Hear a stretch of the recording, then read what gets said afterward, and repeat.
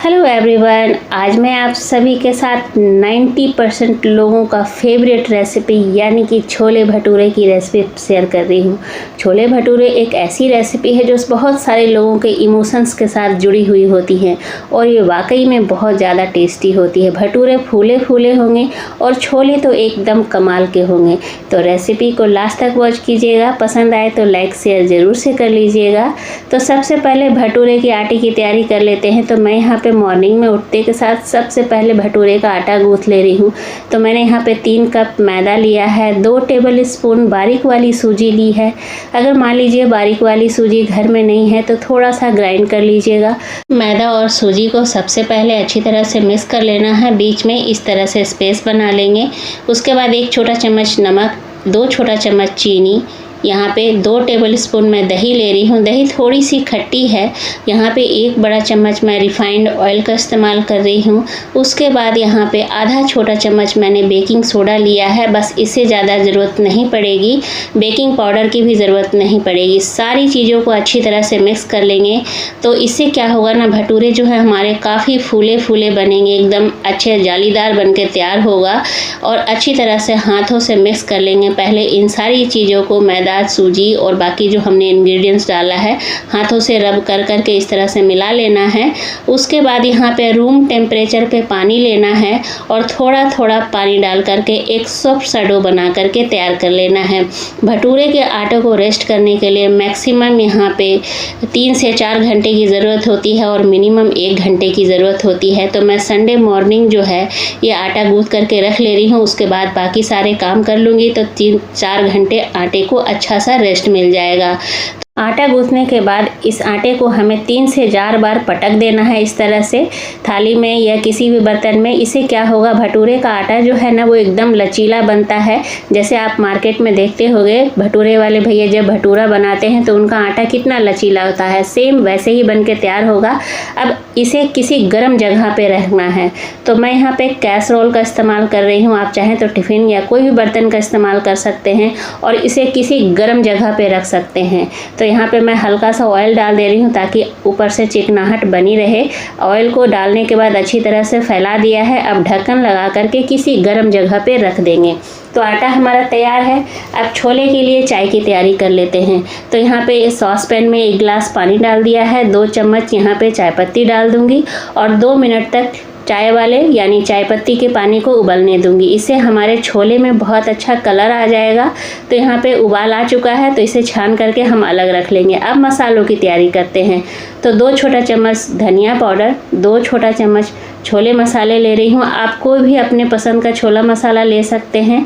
1 चम्मच यहाँ पे भुना जीरा और लाल मिर्च का पाउडर लिया है, आधा छोटा चम्मच हल्दी है और 1 चम्मच यहाँ पे कश्मीरी लाल मिर्च है। पानी डाल के अच्छा सा घोल बना के तैयार कर लेंगे। इससे मसाले जो हैं हमारे फूल जाएंगे। इस तरह से पहले से पानी में घोल के तैयार करने से मसाले अच्छे फूल जाते हैं।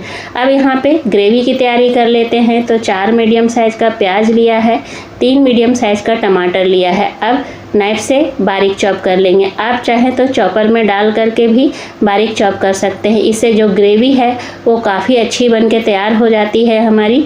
तो यहाँ पे मैं प्याज को सबसे पहले बारीक काट ले रही हूँ।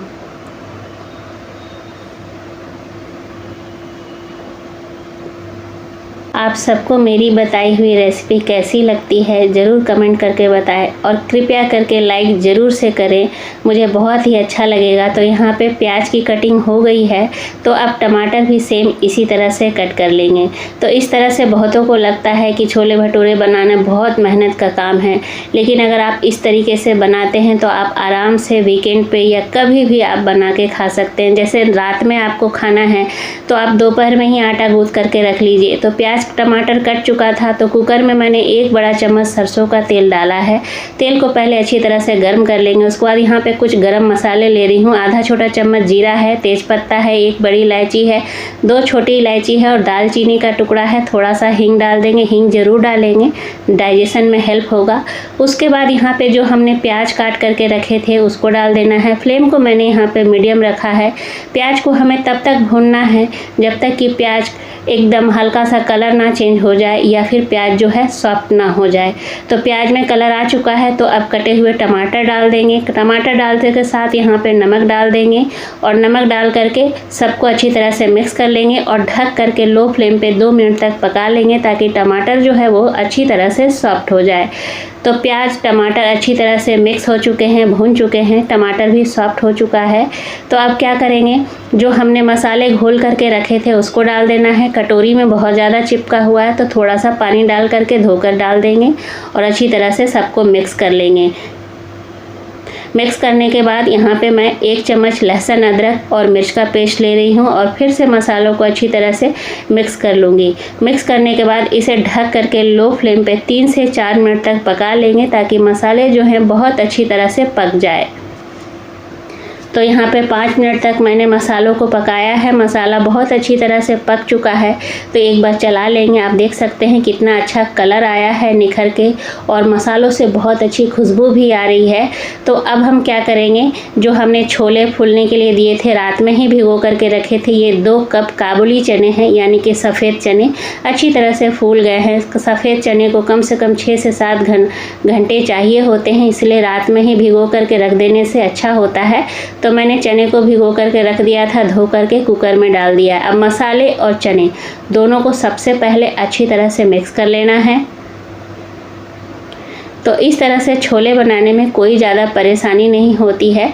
तो अब यहाँ पे पानी डाल देंगे। तो मैं 2 ग्लास मीडियम ग्लास से पानी डाल रही हूँ, ज़्यादा पानी मत डालिएगा वरना तरी अलग होगा और छोले अलग दिखेंगे, अलग अलग से दिखेंगे, इसलिए इतना ही पानी डालिए जितने में छोले डूब जाए। अब आधा छोटा चम्मच गरम मसाला डाल दिया और 1 छोटा चम्मच भर के चाट मसाला डाल दिया।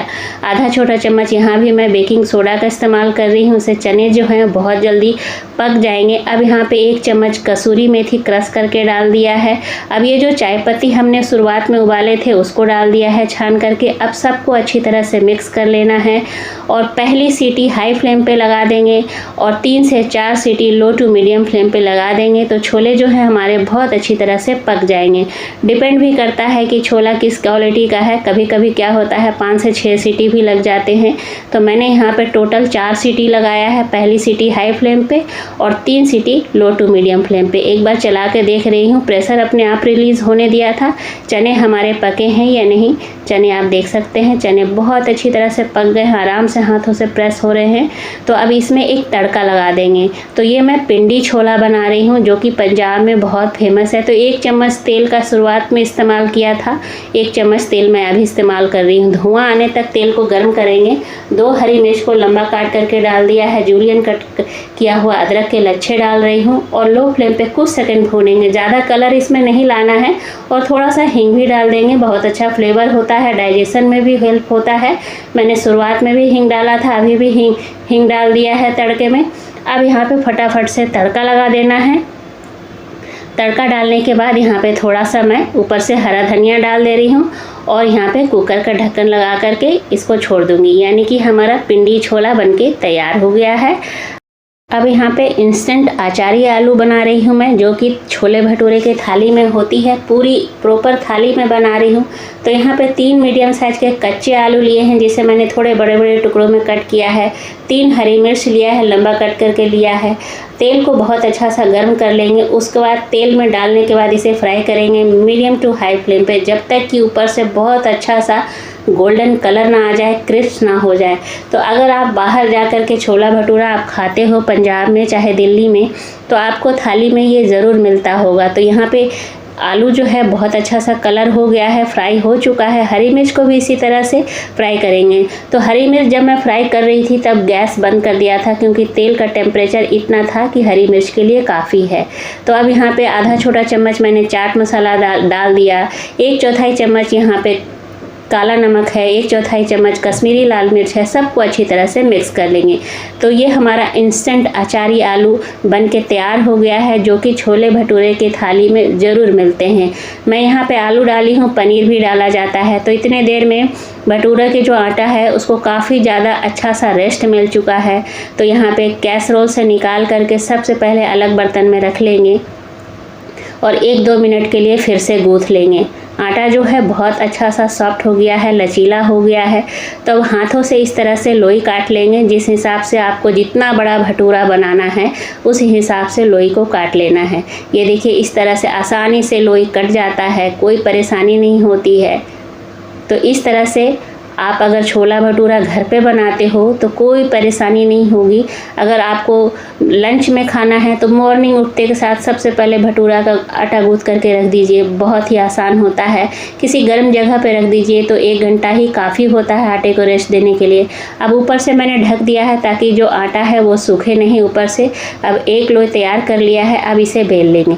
तो मैं यहाँ पे ओवल शेप में बेल रही हूँ, आप चाहें तो मतलब सर्कल शेप में भी बेल सकते हैं। ओवल शेप में बेलें तो ऊपरी हिस्सा और निचली हिस्सा को थोड़ा सा पतला रखें और बीच में थोड़ा सा मोटा रखें। एकदम मार्केट जैसा फूला फूला भटूरा बनके तैयार होगा आपका।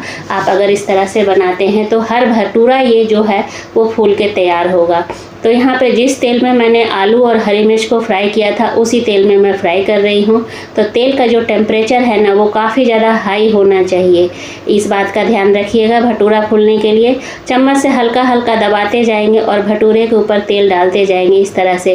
तो देख सकते हैं आप भटूरा जो है वो कितनी अच्छी तरह से फूल चुका है। एकदम मार्केट में इसी तरह से फूला फूला भटूरा जब प्लेट में आता है तो देख के बहुत खुशी होती है। और आपने अगर घर में बनाया है तो और ज़्यादा खुशी होगी कि आपकी मेहनत जो है वो बहुत सफल अच्छी तरह से हो गया है। तो ये पहला भटूरा फूल के तैयार हो गया, दूसरा भटूरा भी इसी तरह से बना लेंगे।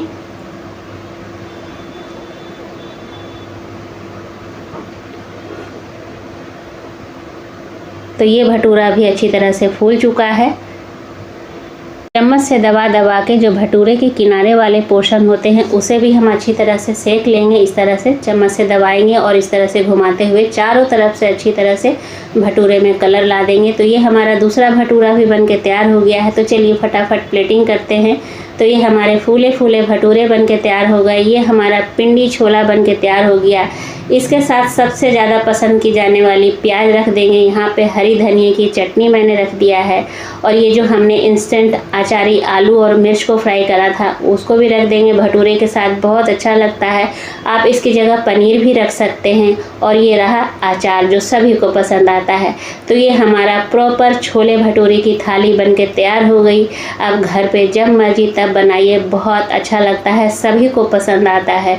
तो ये चलिए फटाफट से अब खाया जाए। और उससे पहले आप सभी को एक तोड़ के दिखा रही हूँ कि अंदर से ये कैसा जालीदार और सॉफ्ट बन के तैयार हुआ है। तो इस तरह से भटूरे का आटा लगाते हैं ना तो आपका भटूरा कभी भी घर में ख़राब नहीं होगा। तो आई होप आप लोग को आज की रेसिपी पसंद आई होगी। अगर पसंद आई है तो लाइक शेयर कीजिएगा।